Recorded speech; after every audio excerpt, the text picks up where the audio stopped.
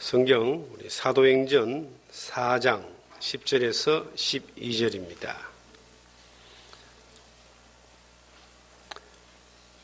너희와 모든 이스라엘 백성들은 알라. 너희가 십자가에 못 박고 하나님이 죽은 자 가운데서 살리신 나사렛 예수 그리스도의 이름으로 이 사람이 건강하게 되어 너희 앞에 섰느니라. 이 예수는 너희 건축자들의 버린 돌로서 집 모퉁이의 머릿돌이 되었느니라. 다른 이로서는 구원을 받을 수 없나니 천하 사람 중에 구원을 받을 만한 다른 이름을 우리에게 주신 일이 없음이라 하였더라. 아멘. 사도행전 4장 10절에서 12절의 말씀을 통해서 예수 그리스도의 이름이라는 제목으로 하나님의 은혜를 나누기를 원합니다. 이 말씀이 기록된 사건은 사도행전 3장 1절부터 시작됩니다. 제9시 기도 시간에 베드로와 요한이 성전에 올라가서 기도하러 가는데 미문 앞에 안전뱅이가 앉아 있었습니다. 구걸을 했습니다. 베드로가 말하기를 금과 은은 내게 없지만 내가 있는 것으로 네게 주노니 나사렛 예수의 이름으로 일어나 걸어라. 그랬는데 이 사람이 벌떡 일어났어요. 그리고 걷기 시작했습니다. 주변에 몰려있던 사람들이 놀라운 능력을 보고 이상히 여기며 베드로와 요한을 주목할 때에 베드로와 요한이 말하기를 어찌하여 우리를 주목하느냐. 이 능력이 우리에게서 나온 것이 아니라 나사렛 예수의 이름, 예수 그리스도에게서 나온 것이다. 그렇게 이제 고백합니다. 그리고 이제 그 사건으로 말미암아 많은 사람들이 예수 그리스도를 믿기 시작합니다. 그리고 4장으로 넘어오면은 대제사장의 가문의 문중의 사람들이 유대인들이 지도자들이죠. 사도들을 불러가지고 어찌된 일이냐? 누구 이름으로 이런 일을 했느냐? 이렇게 질문을 했을 때에 베드로가 말하기를, 사도들이 말하기를, 너희가 십자가에 못 박혀 죽인 그 예수 그리스도의 이름으로 이 놀라운 일이 일어났다. 그 사건으로 말미암아 5,000명이 예수를 믿었다라고 성경의 3장 마지막 절에 기록을 하고 있습니다. 5,000명이 예수를 믿었다라고 하는 것은 바로 한 장, 2장으로 가면은 오순절 성령이 내려 임했을 때에 사도들이 방언을 하고 베드로가 복음을 전했는데 3,000명이 예수를 믿고 구원을 받았다라고 기록되어 있었는데 이것도 놀라운 사건인데요. 5,000명이 이제 예수 그리스도를 주로 믿는 그 이름의 능력으로 주로 믿는 그러한 사건이 벌어지니까 이 예루살렘이 발칵 뒤집어진 겁니다. 원주시에 지금 인구가 30만 명인데 5,000명이 만약에 한꺼번에 모여가지고 어떤 일을 했다. 그러면 원주 시내가 깜짝 놀라고 발칵 뒤집어질 겁니다. 한 1,000명만 피켓 들고 이렇게 나서도 원주 시내는 30만 도시도 깜짝 놀랍니다. 그런데 예루살렘이 5,000명이 그렇게 예수를 믿는다 그러니까 이거는 얼마나 놀라운 사건이냐면 이스라엘의 그 당시 수도 예루살렘은 유대교라고 하는 2000년 역사를 가지고 있는 모세 이후로 1500년에 다른 신을 인정하지 않고 오직 창조주 여호와 하나님만을 믿고 율법을 지키고 제사를 지키는 그러한 유대교가 자리 잡고 있는 종교적인 국가입니다. 신정 국가였습니다. 그런데 여호와 하나님이 아닌 그들이 이제 유대인들이 잡아 죽인 예수 그리스도의 이름으로 안전뱅이가 일어나고 그 이름을 믿는 사람들이 그 소식을 듣고 5,000명이 일어나니까 난리가 났습니다. 그래서 대제사장의 문중, 가야바 이런 사람들이 이제 모여가지고 사도들을 불렀습니다. 야, 너희가 도대체 누구 이름으로 이런 일을 했느냐? 왜 이런 놀라운 일이 벌어졌느냐라고 이야기를 하니까 이제 사도들이 말하기를 당신들이 십자가에 못 박혀 죽인 예수가 3일 만에 부활하셨는데 그 예수의 이름으로 이 놀라운 일이 일어났다. 이렇게 증거하면서 본문의 말씀에 건축자들의 버린 돌이 모퉁이 돌이 되었다. 너희 유대인들은, 유대교는, 율법은 예수가 참남한 이름을 하고 말을 하고 하나님을 빙자한다고 하여 메시아가 아니다라고 하면서 버려버렸는데, 죽여버렸는데, 너희가 죽인 그 예수 그리스도가 천국 가는 하나님의 구원에 이르는 모퉁이돌이 됐다. 예수님이 말씀하셨던 길이요 진리요 생명이다 했던 모퉁이돌이 됐다라고 말씀하시면서 천하인간에게 구원을 얻을 만한 이름을 주신 일이 없다. 예수 그리스도의 이름만이 구원을 얻을 수 있는 이름이다 라고 이제 증언하는 내용이 오늘 본문의 내용입니다. 예수 그리스도의 이름이 얼마나 중요한가. 저는 요즘 하나님을 믿는다는 사람, 교회를 나간다는 사람들, 예수님을 믿는다는 사람들을 여러 일에 자주 만납니다. 신분이 목사이다 보니까 사람들을 만날 때에 자연스럽게 사람들이 먼저 저에게 하나님에 대하여, 예수님에 대하여, 교회에 대하여, 아니면 옛날에 뭐 어릴 때 몇 년 전에는 교회를 나갔다라든지 지금 신앙생활을 하고 있다든지 이런 이야기들을 먼저 이제 이야기를 하게 됩니다. 그럼 이야기를 나누면서 그 믿음에 대하여 어떤 믿음을 가지고 있는가에 대하여 대화를 나눠보면은 하나님을 믿으면 복을 받고 나이가 많아서 신앙을 가져야 되기 때문에 교회를 나간다. 그리고 이제 뭐 열심히 기도한다. 출석한다. 이 정도의 이야기들을 합니다. 근데 아쉬운 것은 예수 그리스도가 나의 구원자이시고 나의 하나님이시고 내가 그 예수 그리스도로 말미암아 영생을 얻었고 지금 죽어도 천국 갈 수 있다라고 하는 그 고백에 대하여 참 듣기가 힘든 그러한 내용이었습니다. 저는 그 이야기를 이제 전해줍니다.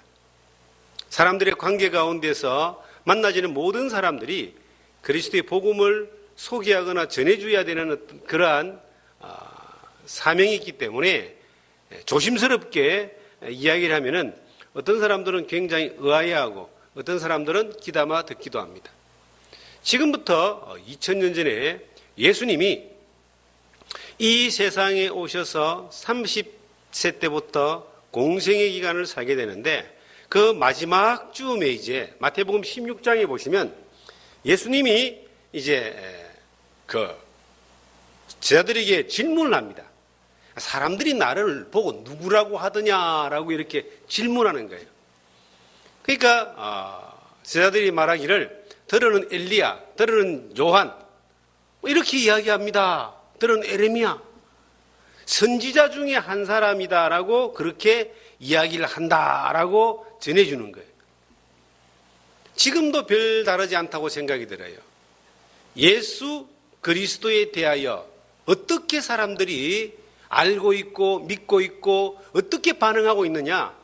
혹 에레미야가 아니냐? 여기 잡으시고 마태복음 16장을 보시면은 그런 내용이 이제 기록되어 있죠. 16장 13절 이하에 보시면 예수께서 빌립보 가이사라 지방에 이르러 제자들에게 물어 이르시되 사람들이 인자를 누구라 하느냐? 이르되 들으는 세례 요한, 들으는 엘리야, 어떤 이는 에레미야나 선지자 중에 하나라 하나이다. 예수님 당시에 예수님이 실질적으로 활동하셨던 그 당시에 예수님을 보고 많은 기적과 이적과 가르침을 받았던 사람들이 존재했던 그 당시에 예수님이 제자들에게 물어보는 거예요. 야, 사람들이 나를 보고 누구라고 하느냐? 어떻게 평가하느냐? 그렇게 물어보니까 혹은 세례 요한, 에레미야, 그 다음에 뒤에 엘리야, 다른 선지자 그렇게 이제 생각하고 있었다. 지금은 어떻습니까? 지금도 별반 다르지 않다는 생각이 들어요. 예수 그리스도에 대하여 선지자 중에 한 명이 아닌가? 혹은 뭐 4대 성인 중에 한 명이 아닌가? 혹은 내가 기도하면 복을 주는 사람 신이 아닌가? 혹은 뭐 하나님의 아들이 아닌가? 여러 가지 어떤 의견들을 가지고 예수를 믿고 있는 거예요. 그런데 정확한 답은 한 가지입니다. 너희는 나를 누구라 하느냐라고 예수님이 물어봅니다. 너희는 나를 누구라고 하느냐? 다른 사람 말고 너는 나를 누구라고 하느냐라고 물었을 때에 베드로가 대답하기를, 정말 너무나 중요한 기독교 역사 가운데서 가장 위대한 고백이라고 할 수 있는 한 고백을 하게 되는데, 시몬 베드로가 대답하여 이르되 주는 그리스도시요 살아계신 하나님의 아들이시니이다. 주는 그리스도시요 살아계신 하나님의 아들이시니이다. 여러분들은 예수를 누구라고 합니까? 여러분들은 어떤 예수를 믿습니까? 어떤 하나님을 믿습니까? 예수 그리스도가 주는 그리스도고 하나님의 아들이심을 내가 믿는 겁니다. 하나님의 아들이란 말은 예수님이 하나님이시다는 뜻입니다. 하나님이 죄인을 구원하기 위해서 인간의 몸을 입고 이 세상에 보내신 독생자 하나님, 독생하신 하나님이 예수 그리스도입니다. 이 세상에서 경배를 받고 찬양을 받고 예배를 받을 수 있는 대상은 딱 삼위일체 하나님밖에 없습니다. 하나님은 한 분이신데 그 하나님이 세 분이시다. 이 삼위일체입니다. 성부 하나님, 성자 하나님, 성령 하나님.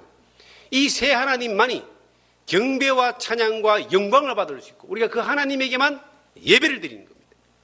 만약에 어떤 사람이 예배의 대상이 되거나 구원의 대상이 되거나 어떤 사람이 찬양의 대상이 된다면 그거는 전부 다 가짜입니다.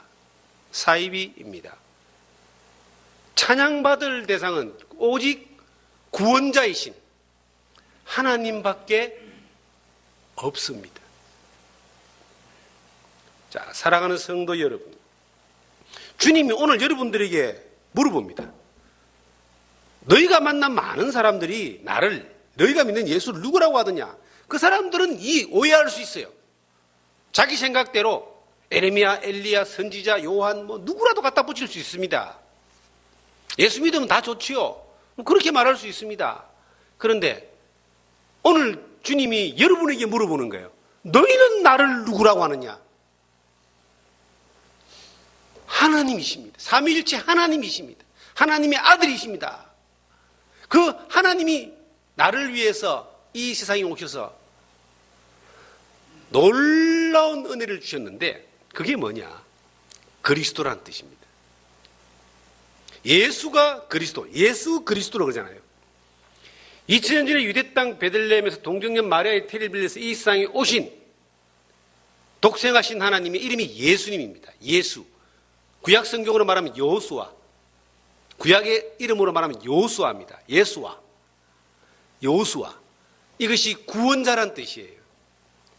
마태복음 1장 21절에 아들을 낳으니 이름을 예수라 하라. 하나님이 이름을 지어주셔요.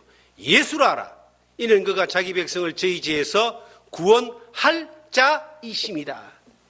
예수란 이름의 뜻이 구원자란 뜻입니다. 이게 그리스도라는 이 말이 예수하고 그리스도하고 예수님이 그리스도란 뜻이에요. 예수님이 그리스도란 뜻인데 그럼 그리스도가 뭐냐는 거예요. 그리스도가 바로 구원자란 뜻이에요. 예수가 구원자로 오셔서 구원하신 분이다. 신약 성경에는 그리스도라고 그렇게 헬라어로 기록되어 있지만 구약 성경은 그 그리스도라는 단어가 메시아라는 단어입니다. 이 히브리어로는 메시아, 헬라 말로는 그리스도, 우리말로는 구세주, 기쁘다 구주 오셨네, 구주, 구원자란 뜻이에요.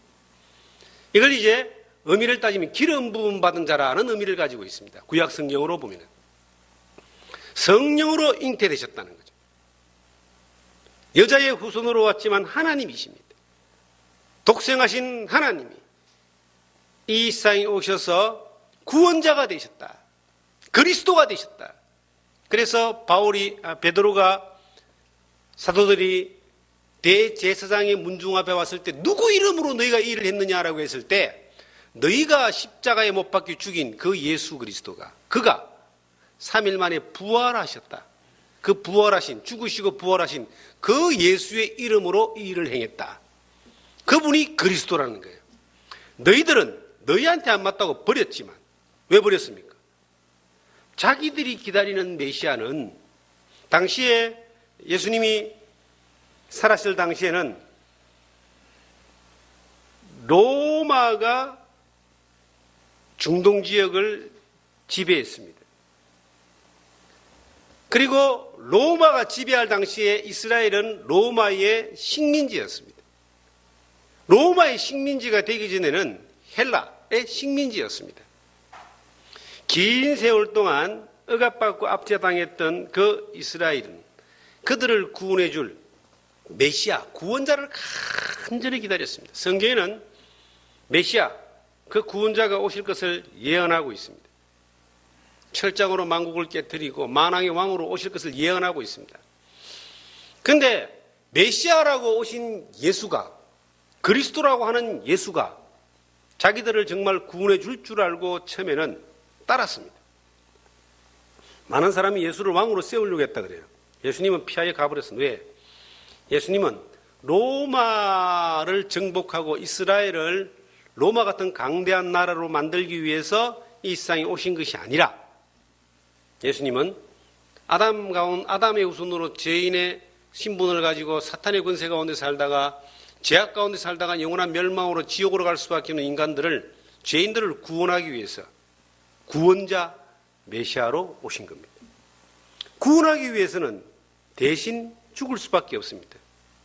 속죄양처럼 대신 죄를 담당하고 피 흘려 죽어야지만이 구원의 길을 완성할 수 있습니다. 예수님이 오신 목적은 구원자로 오신 거예요. 구원할 자로 오셨어요.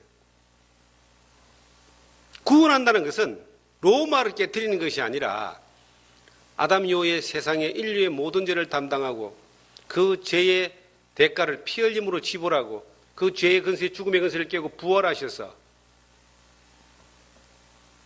그 승리의 정거를 통하여 사단의 근세 가운데 죽고 있는 모든 사람들을 죄에서 건지는, 죄를 사해주고 구원해주는 이 일을 위해서 예수님이 이 세상에 오신 겁니다.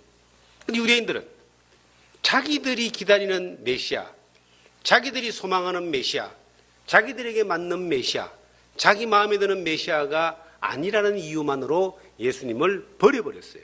죽여버렸습니다. 로마의 권력을 빌려가지고 빌라도의 손을 빌려서 예수님을 십자가에 매달려 죽여버렸습니다. 그래서 건축자들의 버린 돌이, 너희들은 버렸지만, 너희들은 그렇게 예수를 죽였지만, 그렇게 죽은 예수 그리스도가 그렇게 죽으시고 피 흘려 그 십자가에 피 흘려 죽으시고 3일 만에 부활하심으로 말미암아 모퉁이의 머리돌이 됐다. 하나님의 나라의 성전이 지어지는 시발점이 시작이 됐다. 천국과는 길을 열었다. 문을 열었다. 이 말씀을 하시는 거예요. 그래서 예수님이 그리스도가 되셨다 그럽니다. 우리가 예수를 그리스도라고 믿는 것은, 주는 그리스도요라고 믿는 것은 예수님이 십자가 위에서 내 죄를 위하여 피 흘리시고 부활하심으로 나를 구원하셨기 때문에 그분만이 유일하게 그리스도다. 그 그리스도, 그 예수님 외에는 구원의 길이 없습니다. 2000년 이 복음의 역사 가운데서 자기가 구원의 길이다라고 했던 사람들이 꽤 많았습니다. 예수님 당시에도 있었고 사도행전에도 그런 사람들이 등장을 합니다. 지금 우리 시대도, 이전 시대는 내가 안 살아봐서 잘 모르겠지만 역사를 통해서만 들었지만 제가 살았던 이 20세기와 21세기에도 우리나라에만 해도 자기를 통해서 구원을 받는다라고 하는, 지가 구원자라고 하는 사람이 꽤 많습니다. 그렇게 주장하다가 죽은 사람만 해도 제가 기억하는 사람이 한 10명 됩니다. 그건 기독교에서뿐만 아니라 다른 민족 종교나 다른 이상한 종교에도 그렇게 지가 구원자라고 하는 사람들이 있습니다. 그리고 성경을 들고 이야기하는 무리 가운데서도 그런 이상한 사람들이 정말 적지 않습니다. 현재 살아있는 사람들도 있습니다. 그 사람이 진짜 구원자인가라고 그 사람을 따르는 사람들도 있습니다. 수만, 수천, 수백 그렇게 따라갑니다. 그런데 그들의 결말을 보면 정말 안타깝거든요. 왜냐하면 그들은 절대 구원자가 될 수 없고 그들을 믿는 사람들은 그 믿음은 헛된 것이고 참으로 하나님 앞에 섰을 때에 땅을 치고 통곡할 일입니다. 구원자는 예수 그리스도밖에 없습니다. 2000년 전 유대 땅 베들레헴에 오셨고 2000년 전 골고다 십자가 위에서 죽으시고 무덤을 깨뜨리고 3일 만에 부활하신 예수 그리스도 외에는 구원자가 없습니다. 그분은 세상을 구원했습니다. 그분은 나를 구원했습니다. 그래서 우리가 그 예수 그리스도의 이름으로 안전뱅이가 일어난 것처럼 예수 그리스도의 이름을 믿고 5,000명이 회심하고 그리스도를 믿는 믿음으로 돌아온 것처럼 나도 오늘날 그 예수 그리스도가 나를 구원하신 것을 믿음으로 내가 하나님의 자녀가 되고 천국의 소망을 가진 사람이 되고 영생을 얻은 사람이 되고 내가 죄와 사망의 권세에서 벗어나서 생명과 영생의 길로 들어가는 약속을 받은 사람이 되었다는 겁니다. 그래서 우리는 예수 그리스도의 이름으로 구원받고 예수 그리스도의 이름의 능력으로 살아가고 예수 그리스도의 이름의 그 약속 가운데서 영생을 바라보며 천국을 바라보며 살아가는 하나님의 자녀가 되었습니다. 그런데 오늘 이제 말씀을 드리고자 하는 이 핵심적인 내용은 뭐냐면 그 예수 그리스도가 하나님 아들 되시고 우리가 경배하고 찬양하고 영광을 돌리는 믿음의 대상이 된다 이 말입니다. 그리고 그 예수 그리스도가 나의 구원자 되신 것은 우리는 믿었다 이 말이죠. 그리고 의심하지 않습니다. 그런데 그 앞에 또 다른 단어가 하나가 있더라는 겁니다. 그 단어가 뭐냐면 뭐죠? 주. 자, 성경에 다시 한번 보겠습니다. 16절에 마태복음 16장 16절에 시몬 베드로가 대답하여 이르되 주는 그리스도시요 살아계신 하나님의 아들이시니다. 예수께서 대답하여 이르시되 바요나 시몬아 네가 복이 있도다. 이를 네게 알게 하니는 혈육이 아니요 하늘에 계신 내 아버지니라. 예수 그리스도가 하나님의 아들이고 그리스도인 것뿐만 아니라 주다 주. 이것을 알게 하신 것은 네 혈육이 아니고 하나님이다. 네는 정말 이걸 아는 사람은 복이 있다.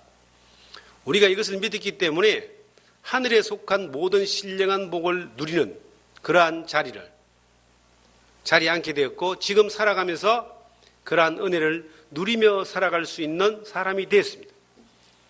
그런데 그 하나님이, 그 주님, 그 예수님이 나에게 어떤 대접을 받기를 원하시느냐 이거죠. 자, 구원을 은혜로 받습니다.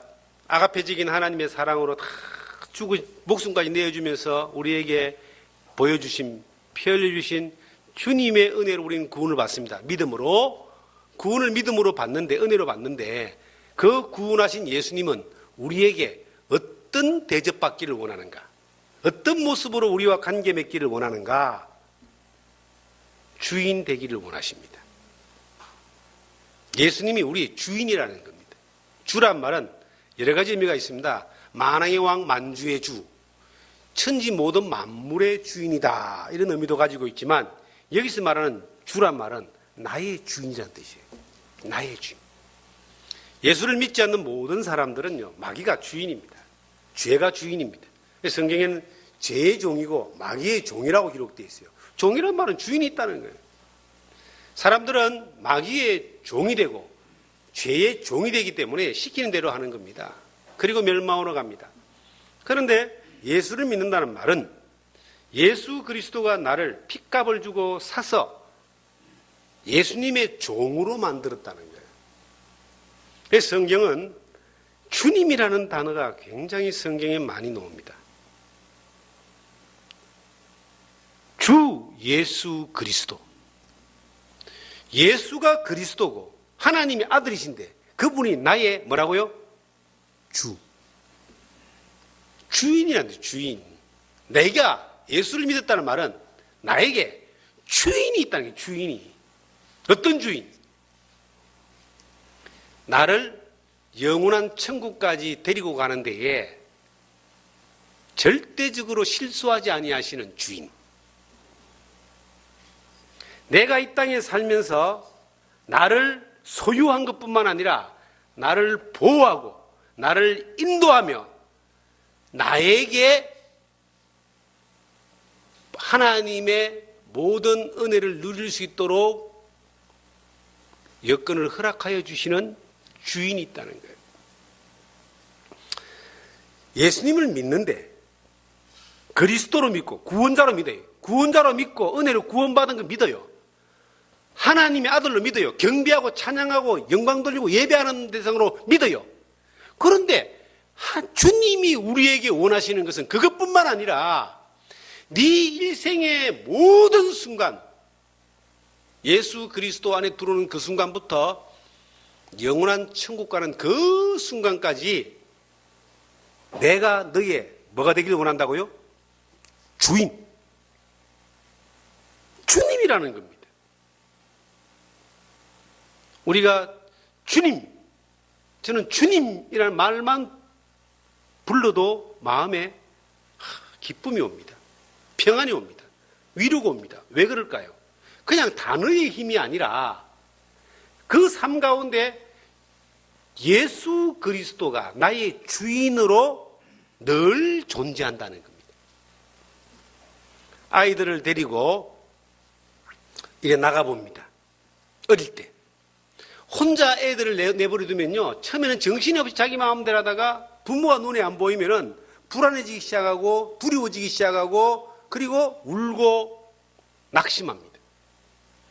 그런데 아이들 뒤에 늘 부모가 지켜보고 있습니다. 놀다가 한 번씩 돌아보는데 부모가 그 아이라고 눈을 맞춥니다. 그러면 아이는 불안해하지 않습니다. 두려워하지 않습니다. 낙심하지 않습니다.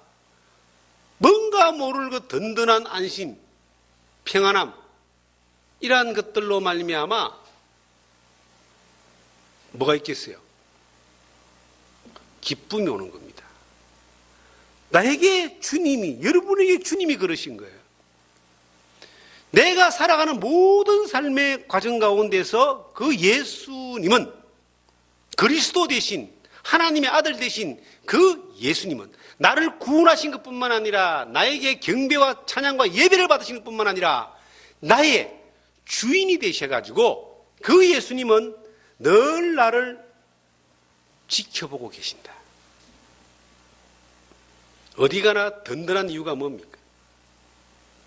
백그라운드가 눈을 돌렸을 때, 두리번거릴 때 나를 눈동자처럼 지켜주시면서 나에게 주인으로서 그 의무를 다하고 계시는 예수님이 계신다는 겁니다.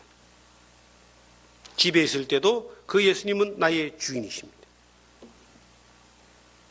직장에서 일할 때도 그 예수님은 나의 주인이십니다. 학교에 있을 때도 그 예수님은 나의 주인이십니다.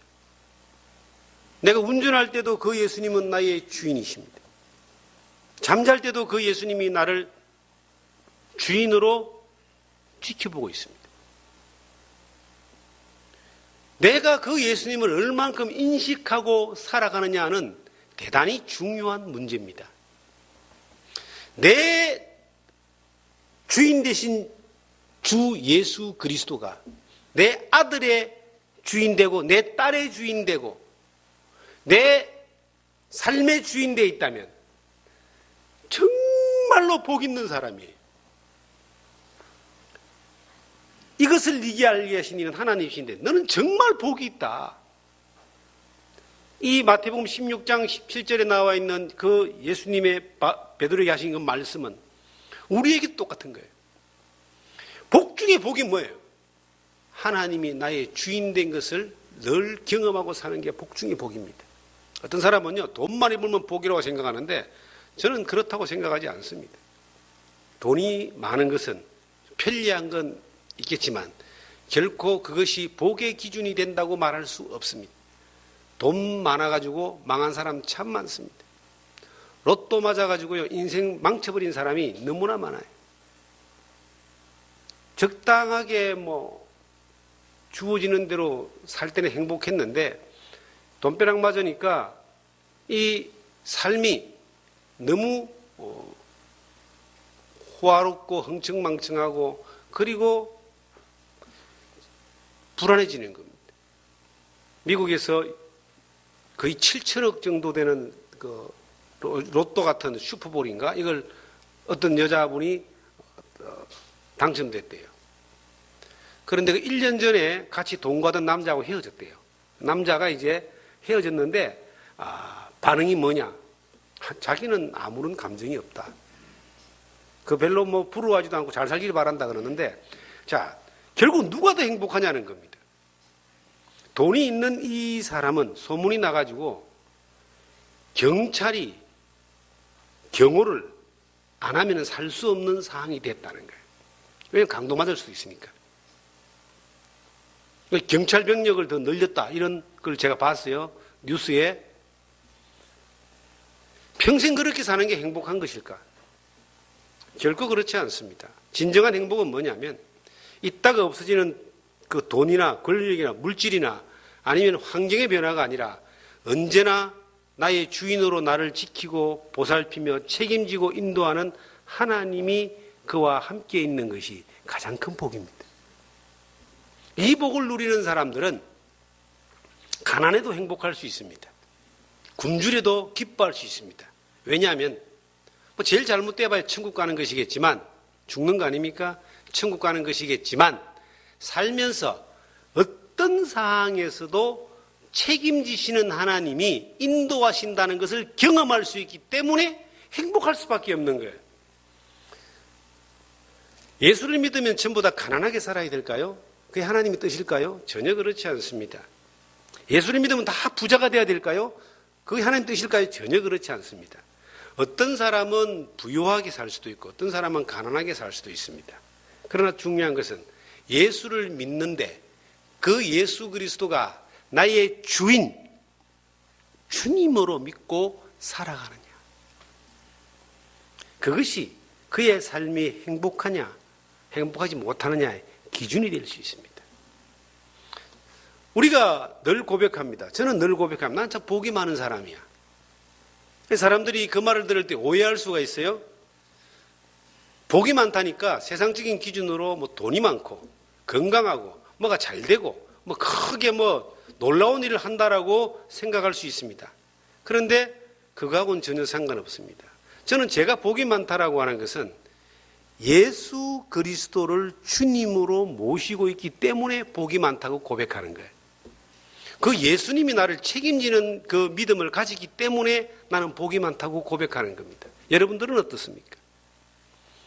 어떤 사람은 예수님을 주님이라고 이야기하지만 예수님을 주님으로 인정하지 않는 삶을 삽니다. 왜요? 주님으로 인정한다는 말은 이건 놀라운 일이 있습니다. 주님이 나를 책임지고 인도하는 것뿐만 아니라 주님이 나에게 책임을 물으신다는 거예요. 주님으로 인정한다는 말은 뭐예요? 주인이 시키는 대로 사는 것을 이야기합니다. 누가복음 6장 보면은 이런 말씀이 있습니다. 누가복음 6장입니다. 6장 46절을 보시면 의미심장한 한 말씀이 기록이 되어 있습니다.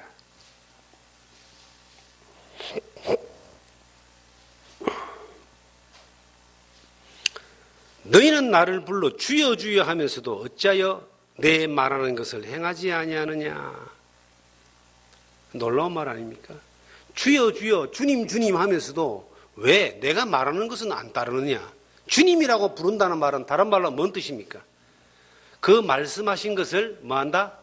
따른다는 뜻입니다. 예수 그리스도가 나의 주님이라면 예수 그리스도가 말한 그 말에 대하여 우리가 따른다. 그게 주님을 주님으로 믿는 사람의 삶의 방식입니다. 우리는 예수 그리스도를 통해서 주님이 우리를 소유하고 주님은 나에게 명령하시고 주님은 나에게 은혜를 베푸시고 나를 책임지시고 나를 인도하시고 정말 그렇게 해 주십니다. 저는 그렇게 해 주셨다라고 적어도 37년 예수 그리스도 안에서 예수님을 주님으로 믿고 사는 사람으로서 증명할 수 있습니다. 그 안에 살았던 37년은 증명할 수 있습니다. 그리고 앞으로 일어난 모든 일들에 대해서도 예수 그리스도가 주님으로 인도, 보호, 책임지신 것에 대하여 한치의 의심도 없습니다. 그런데 주님이 여러분에게 나에게 묻습니다. 너희가 나를 주님이라고 그렇게 부르면서 왜 내가 하는 말은 안 따르냐? 이렇게 물으시는 거예요. 주님이라고 인정하는 것은 주님이 하신 말을, 명령을 내가 따르는 겁니다. 그리고 안 따랐을 때는 어떻게 하죠? 주님의 명령을 안 따랐을 때는 주님이 나에게 책임을 물으신다는 거예요. 문제는 책임을 물으신다는 것에 대하여 너무 가볍게 생각합니다. 우리가 주님 앞에 섰을 때에 회개한다 그래요. 회개, 계산한다는 거예요. 살았던 삶에 대해서 그리스도의 심판대 앞에 서서 그 예수 그리스도를 주님으로 영접한 그 순간부터 주님 앞에 서는 그날까지 살았던 삶에 대해서 계산을 하는 거예요. 평가를 하는 거예요. 그런데 평가 기준이 뭐겠어요? 네가 나를 주님이라고 불렀다며, 주님이라고 믿었다며, 그런데 내가 네게 말한 것에 대하여 네가 얼마나 행했느냐, 얼마나 따랐느냐, 네가 나를 얼마나 주님으로 인정했느냐, 그리고 그것을 계산한다는 거예요. 뭐 위대한 일을 하고 놀라운 일을 하고 아무것도 안 하고 이걸 계산하는 게 아닙니다.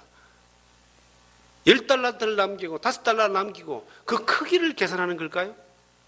그 크기보다는 명령, 그 말씀 자체를 얼마나 행했느냐를 주님이 주인으로서 우리에게 책임을 물으시는 거예요. 어느 날 주님이 우리에게 그 책임을 물으실 때에 우리가 주님의 마음이 그런 줄 몰랐습니다 라고 말한다면 주님이 뭐라고 말씀하시겠어요? 네가 나를 주인으로 인정 안 했구나. 주인으로 인정했다면은 내가 한 말을 그대로 따랐을 거 아니냐. 근데 왜 네가 나를 주님으로 부르고 모든 걸 결정은 네가 다 했냐. 네가 주인이지 내가 네 주인이냐. 이렇게 주님이 평가하지 않겠습니까? 우리가 마태복음 6장에 주님 가르치신 기도가 있습니다. 하늘에 계신 우리 아버지야, 이름이 거룩히 기도 받으시며 나라 임합시고 뜻이 하늘에서 이루어진 같이 땅에서도 이루어지이다. 우리가 하나님의 뜻이 이루어지는 것을 위해서 기도하는 것이 주님 가르치신 기도입니다. 우리가 기도할 때에 때때로 주님의 뜻이 이루어지길 원합니다라고 그 뜻을 따라 주님을 주님으로 인정하면서 그 앞에 굴복하며 기다리느냐, 아니면 내 뜻대로 이루어지기를 원합니다라고 때를 쓰느냐. 많은 사람의 기도 가운데서 내 뜻대로 돼야 됩니다라고 때를 쓰는 사람들이 많이 있습니다. 주님의 뜻을 물어보지도 않아요. 주님의 뜻에 안중도 없어요. 주님의 뜻에 관심도 없어요. 주님은 내 뜻대로 좀 도와주셔야 됩니다. 항상 신앙의 태도가 그렇습니다. 주님은 나를 도와주시고 잘되게 해주셔야 되지. 그게 중요하지. 주님의 뜻이 별로 중요하지 않습니다. 주님의 뜻은 들으려고 하지도 않고 알려고 하지도 않고 배우려고 하지도 않습니다. 내 뜻, 내가 필요한 것만 좀 해주세요. 지금 당장 급하니까 돈도 좀 보내주고 건강도 보내주고 자식도 잘되게 하고 사업도 잘되게 하고 내 어려운 거 좀 해결 좀 해주고 그렇게 해주세요. 많은 사람들이 기도하는 제목이, 내용이 그렇게 되는 거예요. 너희가 내 이름으로 무엇이든지 구하면 듣는다는 그 이름이 뭡니까? 그 이름이 주라고 하는 단어가 들어가는 거예요. 내가 네 주인일 때, 주인의 뜻대로 기도할 때 그 기도는 들어준다.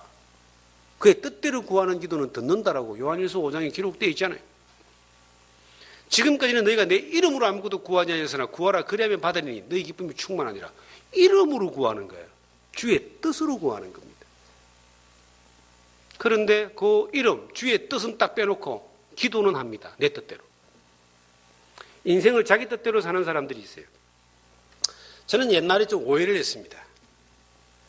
예수를 믿으면 참 고생하고 핍박받고 힘들고 환난당하고 죽기까지도 가야 되는 게 예수를 믿는 거구나.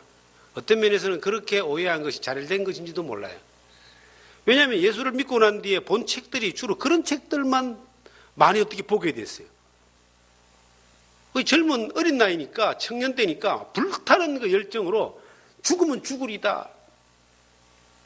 그렇게 겁없이 살았습니다. 근데 그 책을 보고 그렇게 마음먹은 게 잘못된 건 아니지만 약간 오해를 했더라고요. 그 당시 본 책 가운데 제일 먼저 본 책 가운데 하나가 카타고메 순교자는 책을 봤어요. 요만한 책인데 정말 그 책을 보면서 눈물을 흘렸습니다. 시베리아의 불꽃이라는 책을 봤어요. 중국의 그 예수가정이라는 책을 봤어요. 이런 책들이 전부 다 뭐냐면 공산 치하에서 예수를 믿으면서 막 고난당하고 핍박당하고 감시당하고 죽임당하는 막 그런 내용들. 로마의 그 핍박 가운데서 살았던 그 그리스도인들의 모습들. 그런 책들을 이제 보면서 막 나도 마음에 다짐을 가지는 거예요. 나도 이 길을 가리라. 예수를 믿으면은 막 그렇게 고생만 하고 핍박당하고 고난당하고 당연히 여기고 이렇게 사는 거라고 그렇게 생각을 했습니다. 가난한 거는 뭐 친구고 없이 사는 것은 뭐 자연스러운 것이고 고난받는 것은 또 뭐 좋은 것이고 뭐 이런 생각을 하고 살았어요. 그런데 성경을 이제 쭉 묵상하면서 특별히 시편을 이제 많이 묵상하면서요. 두 가지 측면이 있다는 것을 발견했습니다. 하나는 믿음의 훈련 가운데서 과정 가운데서 어렵고 힘들고 환난과 핍박도 있지만 그것만 있는 것이 아니다. 하나님이 인도자 되셔서 푸른 초장과 실만한 물가로 인도하시고 싸움도 싸워주시고 전쟁터도 하나님이 함께 하시며 그 그늘이 되시고 바위가 되시고 요새가 되시고 그렇게 처소가 되신다는 사실, 그리고 그러한 삶을 누리면서 그 솔로몬 같은 사람, 다윗 같은 사람, 그리고 요셉 같은 사람, 다니엘 같은 사람, 믿음 안에서 그 과정도 있었지만 하나님이 세워주심으로 그를 형통케 하고 평탄케 하고 더 많은 영향을 미치게 하는 그런 것도 있다. 그런 측면도 있다는 것을 성경을 통해서 발견하게 되고, 그리고 하나님이 우리를 향하신 그 뜻은 우리가 잘못되고 핍박받고 고난받는 것이 아니고 우리를 통해서 하나님이 영광을 받는 것이고 우리를 통해서 하나님이 일하시는 것이고, 그래서 그 일하는 것은 어떤 사람에게는 비천에 처할 수도 있고 어떤 경우에는 풍부에 처할 수도 있고 어떤 경우는 환난과 핍박과 고난 가운데 순교할 수도 있지만 어떤 경우에는 하나님이 세우셔서 높이셔서 많은 사람에게 그리스도의 영향을 나타내는 일들을 할 수 있다라고 하는 사실들을, 그 두 가지 측면이 함께 간다는 것을, 하나님이 주권 안에 있다는 사실들을 발견하게 된 겁니다. 그리스도 안에서 내가 예수 그리스도를 주님으로 믿고 그 그리스도가 나의 주인 되심을 늘 고백하며 살아갈 때에 한 가지를 아셔야 됩니다. 우리가 어려움에 처해도 힘겨움에 처해도 그 주님이 인도하시고 허락하신 것이기 때문에 우리는 감사해야 되고 기쁨으로 따라가야 됩니다. 견뎌내야 됩니다. 인내해야 됩니다. 그런데 하나님이 우리를 영화롭게 하셔가지고 하나님이 형통하게 하셔서 우리를 좀 더 풍부한 길로, 은혜의 길로, 또 삶을 누리는 길로 인도하셔서 거하게 하신다면 그것 또한 하나님 앞에 주인 되신 하나님이 허락하신 것이기 때문에 감사하고 기뻐하고 즐거워하면서 하나님께 영광을 돌리며 가야 된다는 겁니다. 그 모든 측면이 하나님이 우리 가운데 허락하신 은혜다라고 그렇게 우리는 믿어야 됩니다. 사람은 자기 뜻에 갇혀가 있어요. 내한테 안 맞으면, 내가 가지는 기준이 안 맞으면, 내가 알고 있는 기준이 안 맞으면 전부 다 잘못되었고 아니다라고 생각합니다. 그렇지 않습니다. 내게 안 맞는다 할지라도 하나님의 그 주권 가운데서 허락된 것이라고 생각하면은, 이해하면은 우리는 좀 더 폭넓고 편안한 삶을 살 수 있습니다. 우리 몸에 지체가 있다 그러잖아요. 고린도전서 12장에 보시면 이 지체에 대한, 몸에 대한 비유를 이야기하는데, 몸에 여러 지체가 다 다르잖아요. 뭐 머리카락부터 발끝까지 똑같은 지체가 어디 있습니까? 그런데 그 지체들이 다 머리에 이 명령을 받고 움직이기 때문에 정상적인 사람으로 사는 거예요. 연합하는 겁니다. 우리 교회도 그렇고 이 세상도 그렇습니다. 하나님 앞에 모든 사람들의 믿음의 영역도 그렇습니다. 다르지만, 나하고 다르지만 하나님 앞에서 우리가 예수 그리스도가 특별히 우리의 주인 되심을 믿는 믿음 안에서 우리가 살아가면은 내게 안 맞아도 그리스도가 인도하시면서 주님이 우리 가운데에서 주인 되시면서 움직이는 일들은 하나님의 영광이 나타나고 그리고 선함이 나타납니다. 하나님을 사랑하는 자, 곧 그 뜻대로 부르심을 받은 자들은 모든 것이 합력하여 선을 이룬다. 로마서 8장에 나오는 말씀인데, 이 합력이라고 하는 이것이 사람끼리의 협력이라는 그 이상의 또 하나의 중간 그 매체가 있는데, 그게 바로 성령이십니다. 주님이십니다.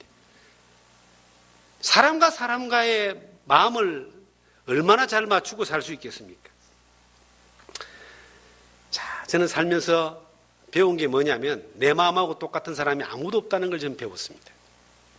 그런데 어떻게 부부가 몇십 년을 같이 살고 자녀와 몇십 년을 한평생을 같이 삽니까? 어떻게? 내 마음에 맞는 것이 맞추는 것이 아니라 일반적인 사람은 서로에게 맞추잖아요. 서로에게 맞추는 기술이 인간관계 기술입니다. 그거 잘하는 사람들은 잘 살죠. 그런데 서로에게 잘 안 맞을 수가 있어요. 사람이 사람과의 서로 잘 맞는다는 건 참 어렵습니다. 그런데 그리스도 안에서 예수님을 주님으로 믿는 사람들의 삶의 모습은 뭐냐면 서로에게 맞추는 것이 아니고 주님에게 맞추는 겁니다. 서로가 주님에게 맞추기 때문에 이게 맞아지는 거예요. 삼격줄이 되는 겁니다. 이게 온전한 연합이 되고 온전한 사랑이 되고 이게 또 온전한 아름다움을 주는 겁니다. 주님에게 맞추는 것이다. 흔히 하는 말로 사랑은 서로가 서로를 바라보는 거라고 생각하는데 그거는 오래 못 갑니다. 왜냐하면 권태기가 있고 실망기가 있고요. 힘들어집니다. 극복 못하면은. 그런데 사랑은 같은 곳을 바라보는 것이라고 이야기합니다. 우리가 주님을 같은 방향으로 바라보고 가면은 이것은 주님으로부터 오는 평강과 은혜가 흘러 넘치기 때문에 그 안에 서로 간의 그 사랑도 더욱더 깊어져 간다는 것이죠. 우리가 생각해 봐야 될 것은 뭐냐면 예수님은 우리에게 너무나 많은 걸 주셨어요. 목숨까지 주셨잖아요. 하나님 우리에게 너무나 많은 걸 주셨어요. 그 아들을, 독생하신 아들을 주셨잖아요. 그런데 그 예수님이, 그 주님이 우리에게 뭘 요구하시느냐? 그 예수님을 주님으로 믿어라. 좀 예수님이 여러분의 삶 가운데서 주인 되시기를 원한다. 교회 올 때만 예수님이 주님이 아니라 내가 살아가는 모든 영역에서 그 예수 그리스도가 나의 주인이시다. 핏값으로 사신 것만으로 또 우리를 향하여 주인의 권세를 행사할 수 있습니다. 권리를 행사할 수 있습니다. 그런데 그것뿐만이 아니에요. 우리를 영원한 천국까지 책임지시겠다고 그랬습니다. 그러면 주님이 우리에게 주시기만 하시는 것이 아니라 우리에게 책임을 물으시기도 하신다는 거예요. 저는 어느 날 주님 앞에 설 것입니다. 그게 그렇게 긴 세월이 남아있다고 생각하지 않습니다. 우리 앞선 세대를 살았던 분들이 다 주님 앞으로 가고 있습니다. 계속 장례식에 대한 초청을 받습니다. 문상을 가거나 예배를 드리거나 여러 가지 일들을 금년 한 해 참 많이 했습니다. 어쩔 수 없는 겁니다. 이기지 못하는 게 세월이니까요. 저에게도 그런 세월이 어느 날 오지 않겠습니까? 여러분들에게 오지 않겠습니까? 그런데 우리가 분명히 주님 앞에 선다는 확실한 믿음을 가지고 있고 주님이 예비하신 영원한 천국에 들어간다는 확실한 약속을 받고 흔들리지 않는 믿음을 가지고 있습니다. 그런데 너무 쉽게 생각하고 살지는 않습니까? 예수님 은혜를 믿음으로 구원받은 것만으로 천국 가는 것만으로 됐다라고 생각하고 사십니까?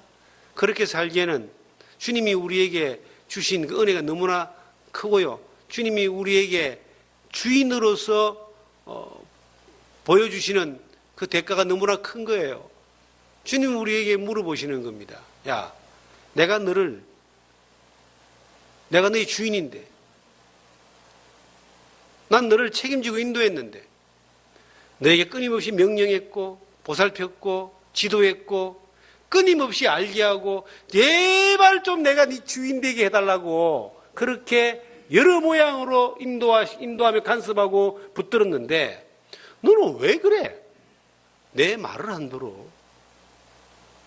말을 안 듣는 말은 주인을 인정하지 않는다는 겁니다. 사람을 고용을 해가지고 월급을 줘본 적이 있습니까? 내가 10명을 고용하든 100명을 고용하든 1명을 고용하든 사람을 고용해서 월급을 주는데 이 사람이 내가 시키면 시키는 대로 일을 하지 않아요. 오너가 주인이 시키는 대로 일을 안 해. 공구가지 오라면 공차로 나가고 일하자 그러면 놀러 가고 그러면 그런 사람에게 지속적으로 고용을 하겠습니까? 월급을 주겠습니까? 빨리 내보내야죠. 주님은 우리를 어떤 면에서는 이 땅에서 우리를 고용한 겁니다.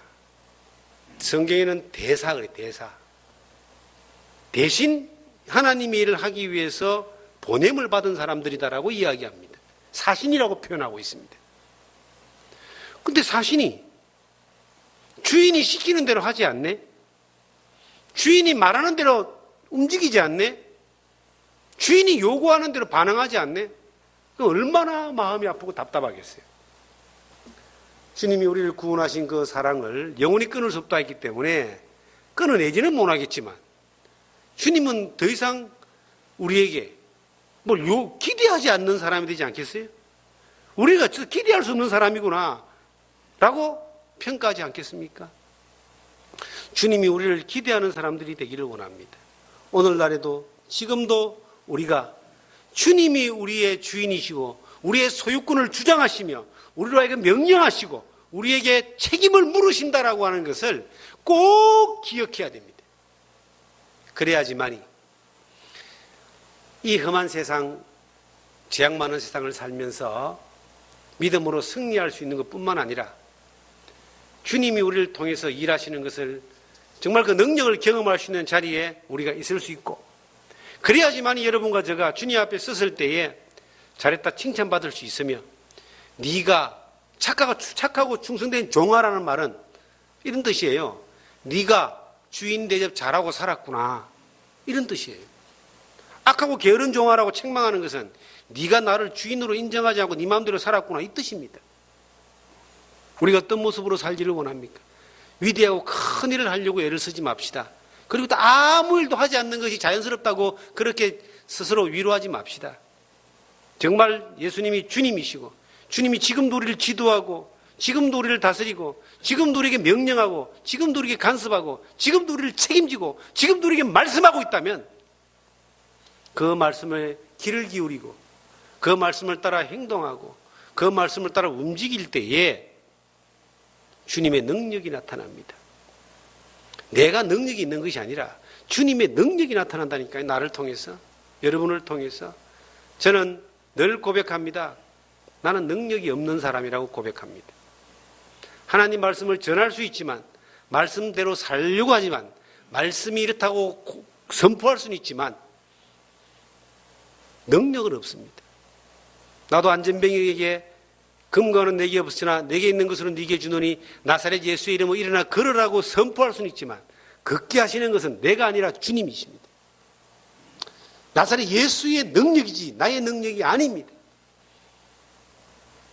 사람들은요, 목사의 능력을 보고, 목사의 인물을 보고, 목사의 학벌을 보고, 목사의 어떤 그 가진 인품을 보고 그렇게 신앙생활 한다고 생각하는 사람들도 있습니다.